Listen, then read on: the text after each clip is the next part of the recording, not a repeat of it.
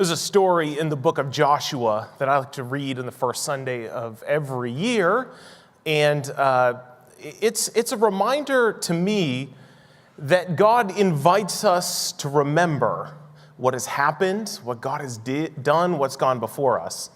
The story sets up basically like this. God's people were enslaved in Egypt. Moses was called to go and set them free from slavery. They confronted the Pharaoh, they left, God saved them from the Egyptian army, and off they went into their future, but their future was long and treacherous. They struggled with faith in the wilderness, and so for 40 years, they were caught in the wilderness between a history of slavery and a future of God's land that he promised, flowing with milk and honey. And eventually, Moses gets replaced by a man named Joshua, just as it's time to enter into the promised land. And Joshua seems to be kind of a young, capable leader, but also you can imagine taking over from a legend like Moses just short of the goal must have been treacherous and scary and uncertain. And so just as they're entering into the promised land, they cross the Jordan River, and Joshua is given these instructions by the Lord. I'm going to invite you to listen to them. You can go ahead and stay seated. The words will be on the screen. This is what it says. When the whole nation had finished crossing the Jordan, the Lord said to Joshua, "Choose 12 men from among the people, one from each tribe, and tell them to take up 12 stones from the middle of the Jordan, from right where the priests are standing, and carry them over with you and put them down at the place where you stay tonight." So Joshua called together the 12 men he had appointed from the Israelites, one from each tribe, and said to them, "Go over before the ark of the Lord your God in the middle of the Jordan. Each of you is to take up a stone on his shoulder, according to the number of tribes of Israelites, to serve as a sign among you. In the future, when your children ask you, 'What do these stones mean?' tell them that the flow of the Jordan was cut off before the ark of the covenant of the Lord. When it crossed the Jordan, the waters of the Jordan were cut off. These stones are to be a memorial to the people of Israel forever." So the Israelites did as Joshua commanded them.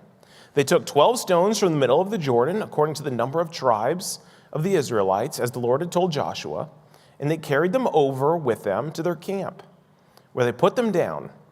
Joshua set up the 12 stones that had been in the middle of the Jordan at the spot where the priests who carried the Ark of the Covenant had stood, and they are there to this day. As I read this story, I just think that God gives us some instruction to memorialize, to remember what God has done amongst us. And I think if you're anything like me, it's really easy to always be focused on what's next and not really celebrate what has been. And so I thought it would be good, I think it's good for us at the end of every year going into each new year. We have all sorts of plans and all sorts of goals and all sorts of things we want to do, but to take a moment and remember what God has done in the year before us as well. And so today is going to be a celebration of what's happened amongst us at Crossroads, what God has done with and through us in the last year. And so I hope you leave encouraged today, and I hope you leave excited, remembering what it is that God has done. And so I'm going to try to, with the help of 12 stones, paint a picture of memory of what God has done amongst us in the last year. And so for the first stone, I want to celebrate what God has done in our garden mission, our Baltimore project. Now, this story exists all the way back to some very tense and scary meetings in the year 2023, where we were sensing, as a staff, as a board, that God was calling us to do some missional work outside of ourselves, to not just be enclosed within ourselves. And so we started imagining what that might look like. And if you've ever done any kind of planning in the future or whatever, the question gets raised really quickly. Well, how much is that going to cost? Well, I'm going to tell you how much it cost, not in dollars, but it was scary. We started running all sorts of spreadsheets and numbers and projections and all this kind of stuff. And we figured out that if we wanted to do something, we had to either cut between 5 and 10% of our year before, or pray and hope that God would give us 5 to 10% more in the coming year. And so we decided we were going to go ahead in faith to press forward, and we believed that God was going to help us supply those needs.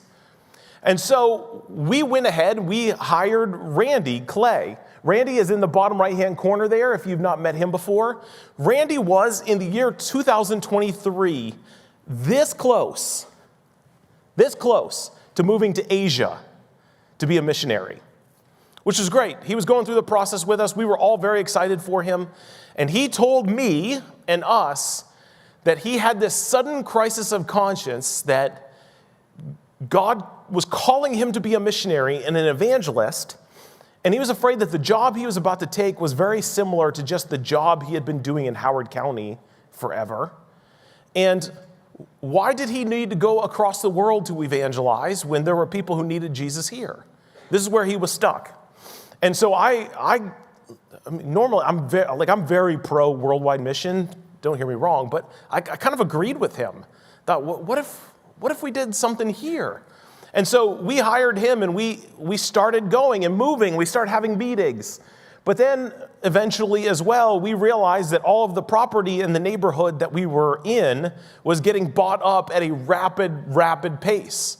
And so after already projecting that we would need a 5-ish% income rise for the year, we realized we had probably better buy a facility there before they all ran out. And so you may recall at the very end of the summer, we had a church vote to then purchase a facility, which right above Randy is is 42 and 44 Carrollton in the Hollins Market neighborhood. You see in this other picture, this was us singing just a couple weeks ago, doing caroling in the neighborhood. That's the Hollins Market right behind us. And so now in this year, we have hired a missionary for a neighborhood in Baltimore. We have purchased a building, and ministry is going really, really well there. The next slide will show some pictures of some gatherings that we've done, including Friendsgiving there. You can see we're starting to build connections and make relationships with people in the city and neighbors.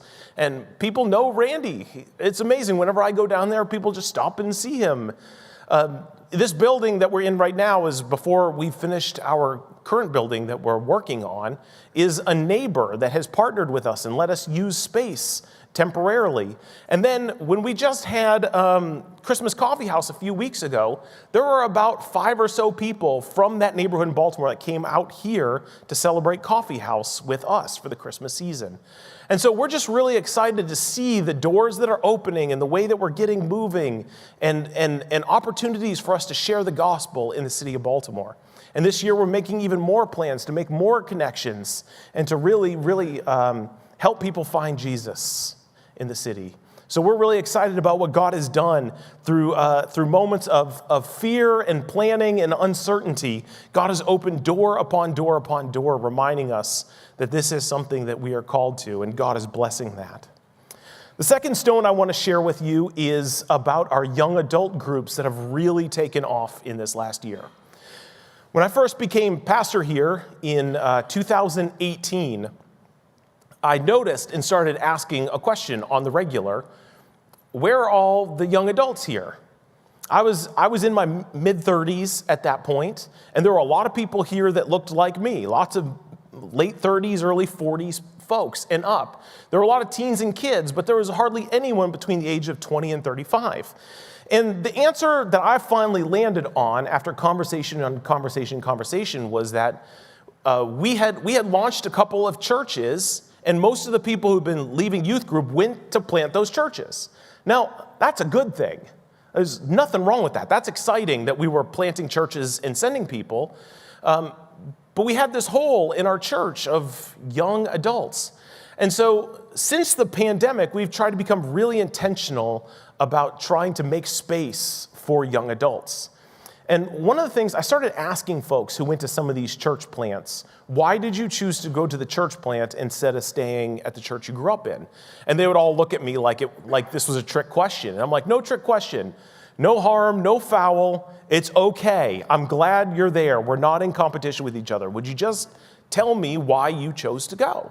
And almost all of them said, I basically just looked around Crossroads and I saw incredible adults and leaders everywhere, and I thought it was going to be a long time before I had a say at Crossroads. Whereas I was offered like leadership right away in these church plants. I thought, oh, that's a good reason.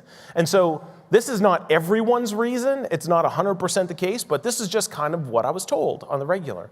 And so we have become really intentional over the last year or two of trying to start out young adult groups. And we've actually got 2 young adult groups going, and both of them are going really well. This first one is led by Joe and Judy Kramer, and this is kind of like college, early vocational type folks who are meeting together.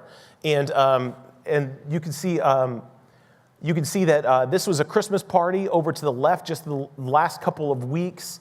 This was this summer at one of our food truck nights in the top right-hand corner. In the bottom right-hand corner, just to let you know some of the really innovative and cool stuff they're doing, Joe and Judy would invite folks from Crossroads in who had some sort of skill or insight to help build them into adult skills and gifts. And so that's Tyler Miles in the blue polo shirt sitting down there. Tyler is a financial advisor. And so he came in and spent a night with them talking about how to prepare themselves financially for adulthood.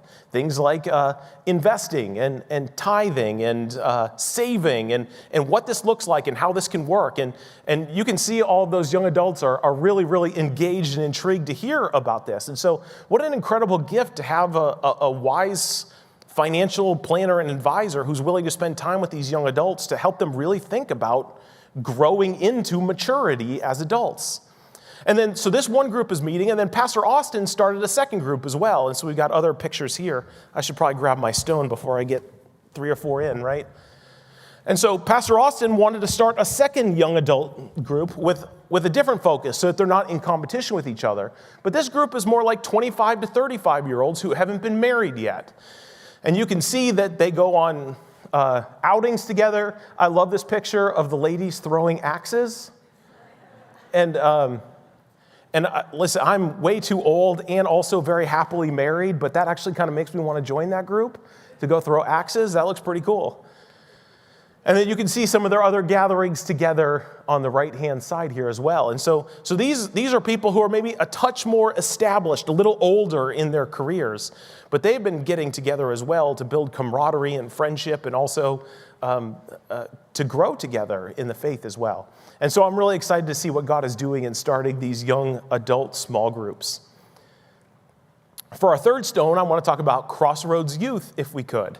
We've got some pictures here from the year past. First, I want to let you know that we went through the numbers and we saw that in 2024, we had 10 teenagers baptized at Crossroads. Isn't that amazing?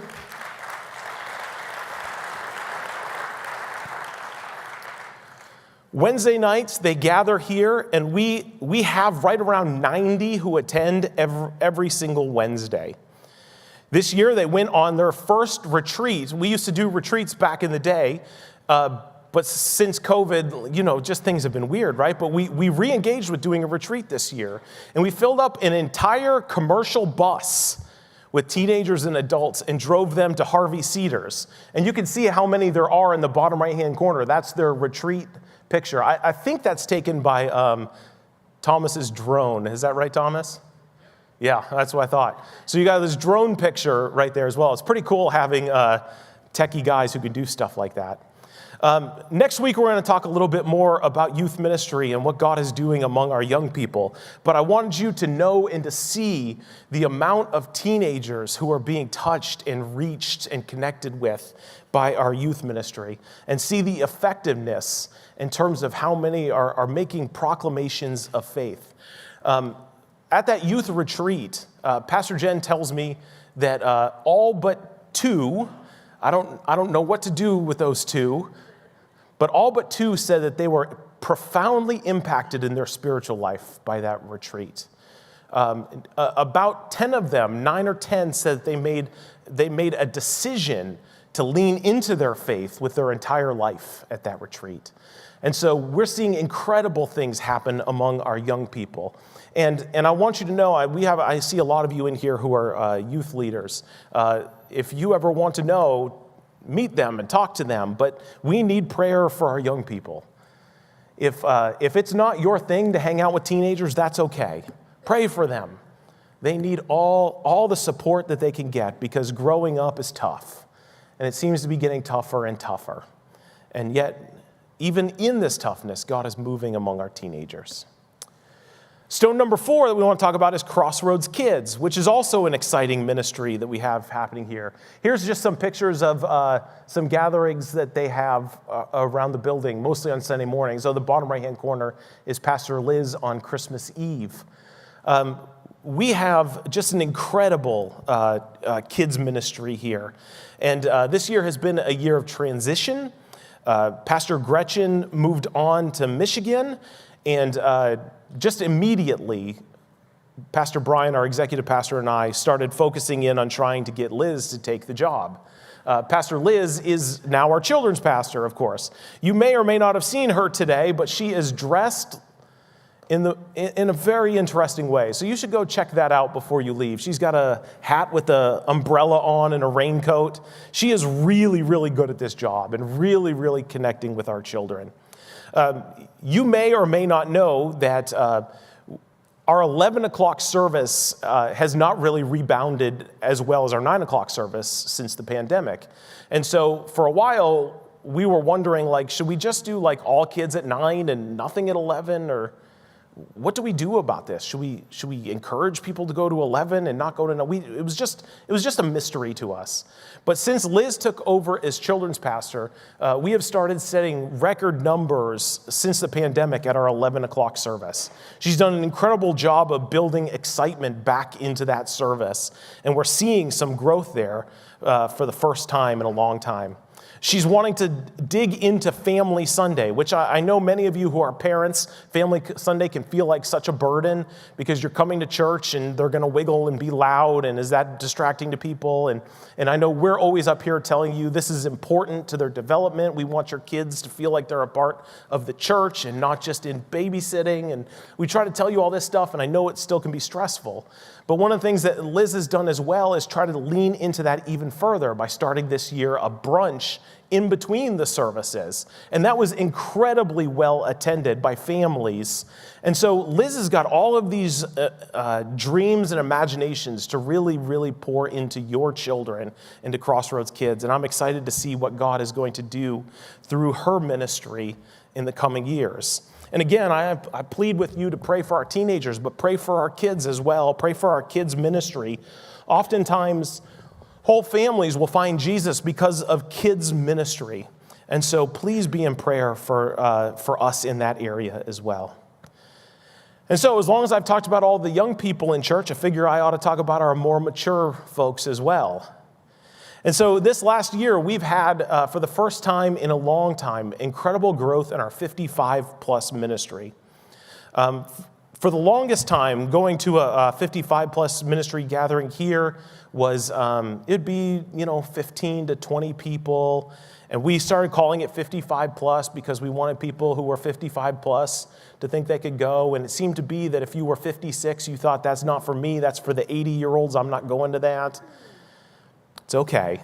But just at our Christmas party this month, we had 64 people gather at our 55-plus breakfast and Christmas gathering breakfast. You can see that there's been a missional emphasis among that group as well. They're packing stuff in the bottom right-hand corner. They started working with what's called Alive, which is a home in our neighborhood that houses people who are in rehab.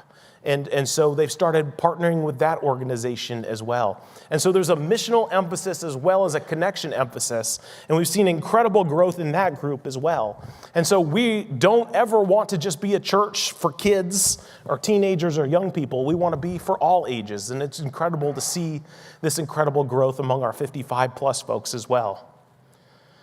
The sixth stone I want to talk about is our reset nights. And reset nights is one of those nights where we really put a lot of planning and effort into because we think we get to cover a lot of our vision and we get to cover a lot of our core values there. Particularly, two of our core values are prayer and diversity. And we've tried to really lean into that as we've built those nights. We have here Herman Cordero spoke at our last one. He pastors a Spanish-speaking church in College Park. And I'm always impressed by people who are bilingual in any way, shape, or form. This just blows my mind that people can fluently speak two different languages. And that morning, he preached in Spanish, and then he came here and preached in English, and he communicated well in both places. It's just incredible to me. Each time we gather on a reset night, if you've never been before, we spend an hour eating with each other. There's food on this side of the building. People sit around tables and get to talk and connect with people. And then we spend about an hour and 15 minutes on this side of the service where we hear a message, we sing songs, and then we pray with each other. These are incredible nights, and we've seen each and every time our attendance is going up in that, which tells us that there is a thirst to have the Spirit of the Lord pour out upon us and to spend time praying with each other. And so if you've not been before, it is, I know, I've been not a pastor before. This has been a part of my life.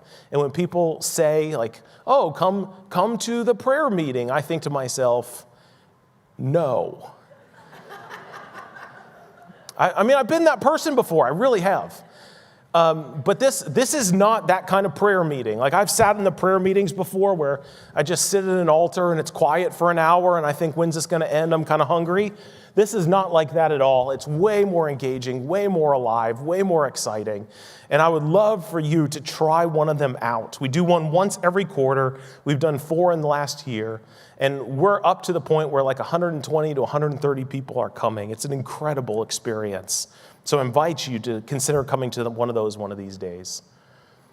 Stone number 7 is about Vacation Bible School. And the particular reason that I wanted to talk about Vacation Bible School, of course, this has been central to who Crossroads has been for decades. This is one of our major events. Every single year, there are dozens of kids who tell us that they've asked Jesus into their heart. We're so excited to see relationships with Jesus made. We're excited to see kids have relationships back to the church. That's all very important. But I want to look at this from a different angle this year, if I could. Our last children's pastor, Gretchen, moved just a couple weeks before Vacation Bible School. And so we didn't have a children's pastor in place. Our children's assistant, Judy, was nervous, to say the least, about running a VBS without the support of a children's pastor. And we put it out to the congregation, and we said, we really need your help. We're not sure how this is going to go. We don't have pastoral leadership. We need help from the church. And the response back to us was essentially that we had almost as many adults and teenagers as we had children show up that week, which is not to say that there weren't a lot of children. There were like 200 children there, but there was like 150 some workers who came to support the ministry in a year when we weren't a children's pastor. And I'm just overwhelmed and thankful for a church who was willing to support this important ministry in that sort of way. So for all of you who helped support that this year, I thank you so very much. You see also there's a picture of Pastor Liz and I taped to a wall there. The story basically goes like this. We told the kids, if I remember our numbers correctly, our goal was $600 to build wells of water in a poor neighborhood across the world. And they said that if we went above and beyond that to like 800, they could tape me to a wall. And there was an unbelievable amount of enthusiasm for that.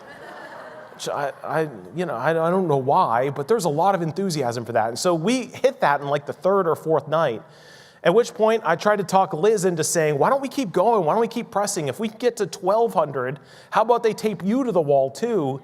And she looked at me like I was crazy, and she thought, the chances are pretty low. So, okay, I'm in. Sounds good. And I'll also tell you that I tried to talk Austin into it first. You notice who the brave one is. Well, we made a new goal, and we ended up crossing $1,400 that week. And so, again, just the amount of things that we were able to do inside of VBS and then outside of these walls as well were just absolutely incredible because of the way our congregation, our church people stepped up. So thank you again for the way you served our kids and our families that week. Stone number 8 is Trunk or Treat.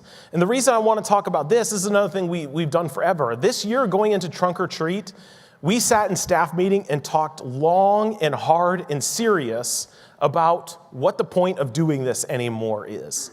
Not because we like canceling things or not doing things, but because Every entity in America is doing a trunk or treat now. Like 10 years ago, this was something that churches did as outreaches, and it was effective, and it was great, and it was exciting, and a lot of people came.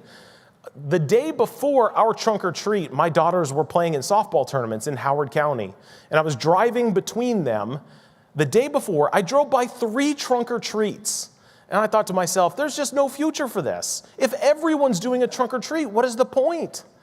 And so I thought, man, this is going to be a lot of effort and a lot of time and a lot of money, and it's just going to be another thing along the way that everyone else is doing. And then we did our trunk or treat, and I was way wrong. I was so unbelievable. Even though it's kind of a market-saturated thing, we had more people at that trunk or treat than we could count. We had goals, we had things set up, we were out, we were done very shortly into it. Parking was so chaotic that there was people parking out along Rogers Avenue in both directions because there was no space left in our parking lot. And we had people that we had never met or seen before thanking us for putting on this event for them. And it was so exciting to see that somehow, some way, in a world where it seems like everyone was doing a trunk or treat, for some reason we had people on our property as guests where we were able to make connections. And then we also noticed immediately the next Sunday that our attendance had spiked as well. And so there was something that happened in the midst of an oversaturated market where we were able to again connect with our community in an event on our property. And it was so exciting to see that happen. And so our 8th stone is celebrating a good trunk or treat this last year. Moving on to our 9th stone is a series we did right before the summer on APEST. I don't know how many of you remember this exactly, but we all took tests about what our spiritual gifts were for ministry. And we talked about how everyone has been gifted by God to be a part of the ministry of the church. We talked about how there were 3 pioneering gifts that often the church doesn't know what to do with. And those are apostle and prophet and evangelist.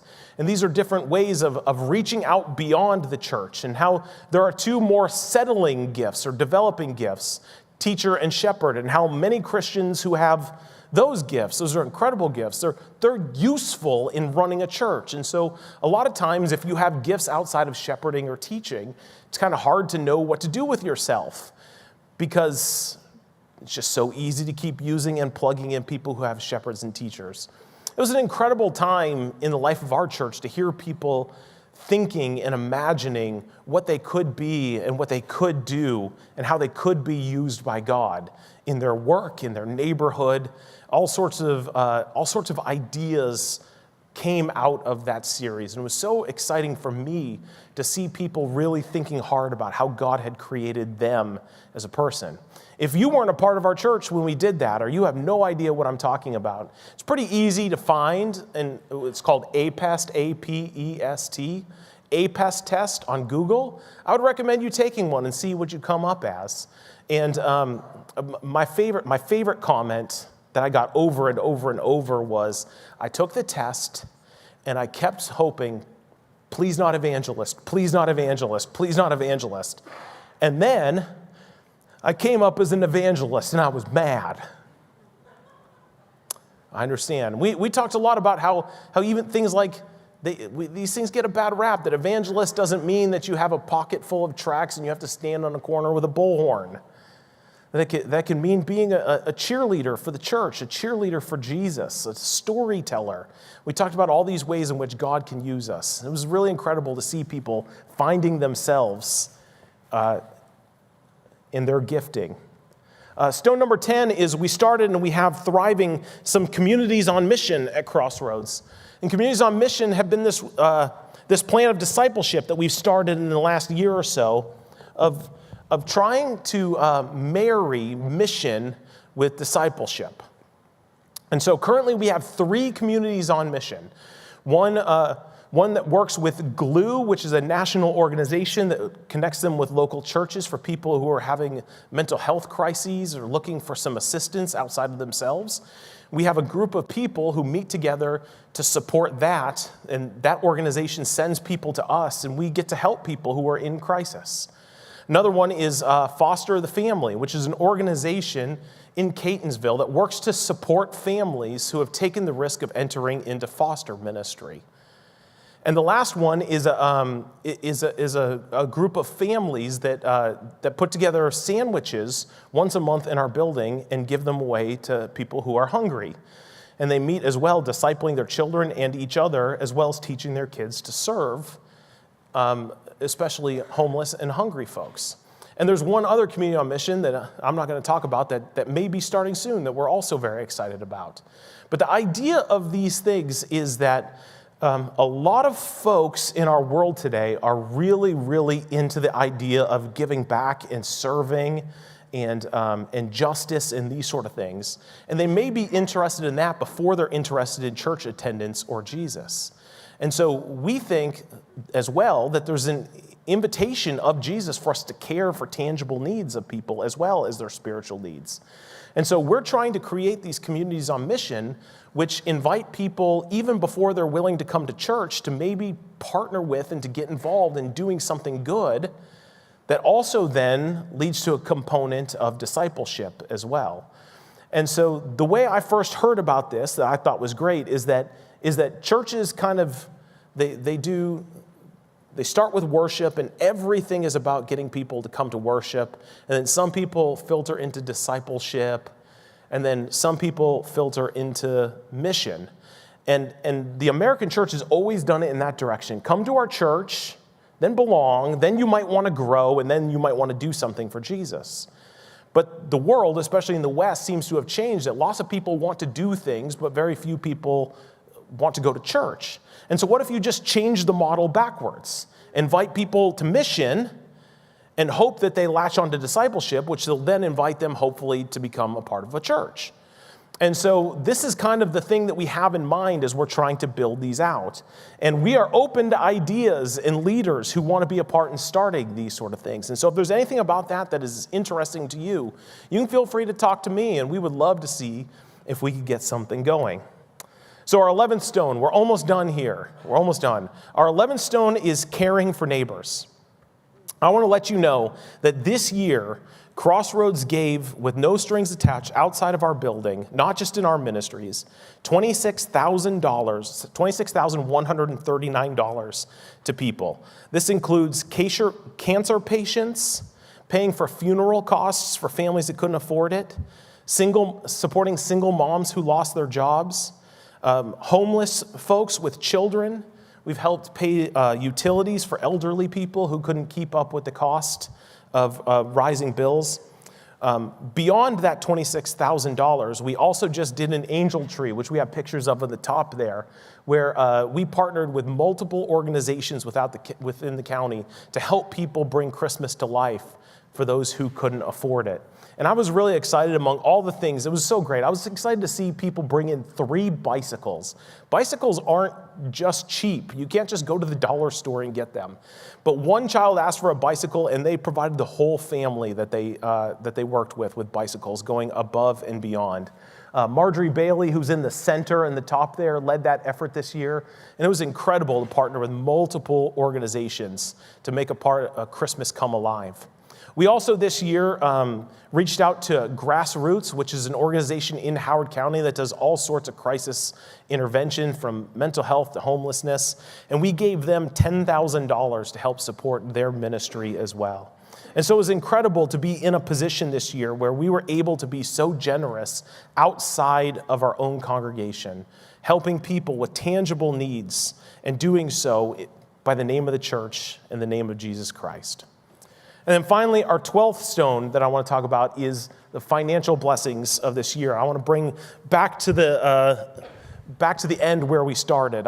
We started out, I told you that we were really concerned by adding 5% to our budget this year in order to start reaching out to Baltimore. We as a church board made a decision we were going to do that. We raised our projections by 5%.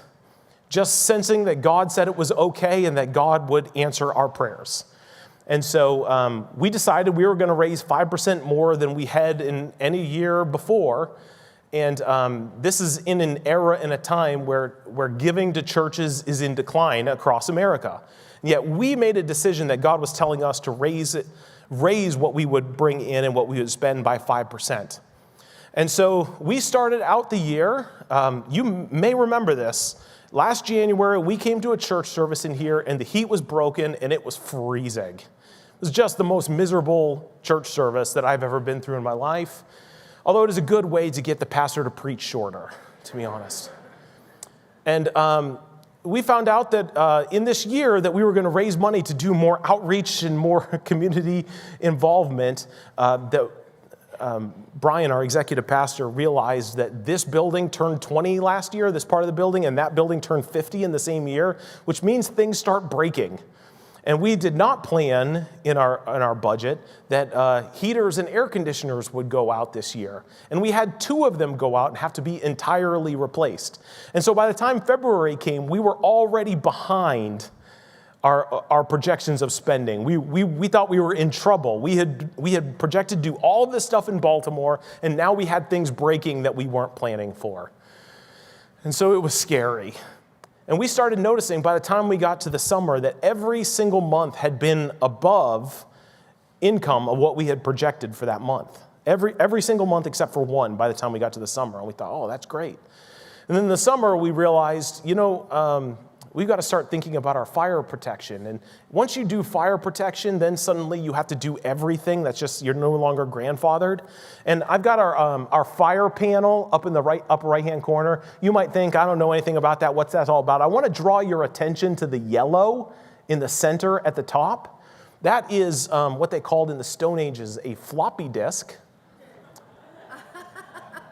So every time someone from our fire protection agency comes in here, they take pictures of that because who has fire protection that still uses floppy disks, right? That's how old it is. And so we thought, well, how much is that going to cost? Is that going to, a couple $1,000s? $75,000 to $100,000. We were like, oh my goodness. And so we realized we have to change that at some point. We also realized that 2 of our 5 heating and air conditionings have gone, and there are going to be more that come. And so we're thinking, oh my goodness, we've bought a building this year and we've paid for Randy. How are we going to do this? How are we going to make all of this happen? Well, I want to let you know that having come out of 2024 and we're starting to piece together what our final projection looks like, we set a record for income at Crossroads last year. We brought in tens of thousands of dollars more than we projected, and we projected a raise of 5% over the year before. And so what that tells me is that when God tells you to step out in faith, God will provide, and God has provided.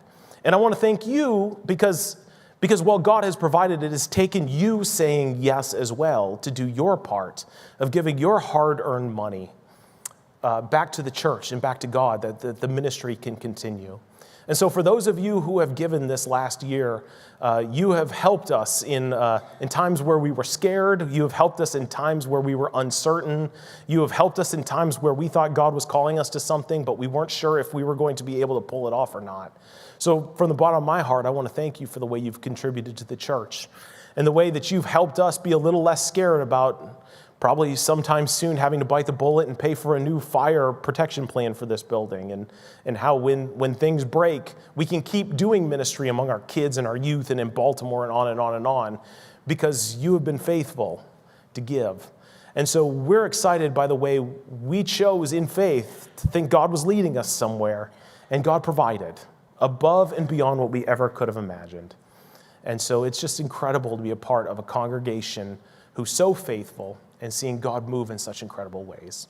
And so that's not the entire story of Crossroads, but that's a good bit of the story of what God has done in the last year.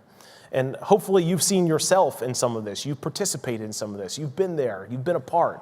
And I want to thank you for all that you've done. And I look forward to 2025 being an even better year than that. Thank you guys very much.